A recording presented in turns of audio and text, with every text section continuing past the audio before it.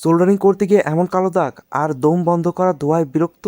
সাধারণ সস্তা পেস্ট ব্যবহার করলে ঠিক এই সমস্যাগুলোই হয়।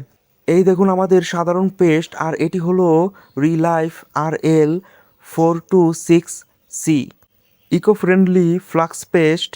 দুটির পার্থক্য দেখলে আপনি চমকে যাবেন। প্রথমে আমরা এই নিকেল স্টেপে সাধারণ পেস্ট ব্যবহার করলাম। দেখুন প্রচুর ক্ষতিকর ধোঁয়া বের হচ্ছে, যা শরীরের জন্য মারাত্মক ক্ষতিকর, এবং কি সোল্ডারিং করার স্থানে আঠালো ময়লা দাগ থাকছে।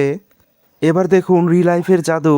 এটি ইকো ফ্রেন্ডলি হওয়ার কারণে এটি ব্যবহার করা অধিক নিরাপদ, আর ঝালাই চকচকে এবং মজবুত হয়। সবচেয়ে বড় কথা, কাজ শেষে কোনো আঠালো ময়লা বা দাগ থাকে না।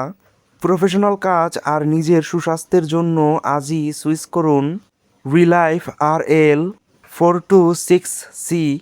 ভিডিওটি কেমন লাগলো কমেন্ট করে জানাবেন। দেখতেই পাচ্ছেন দুইটির পার্থক্য, এক পাশে ময়লা আর এক পাশে চকচক করছে।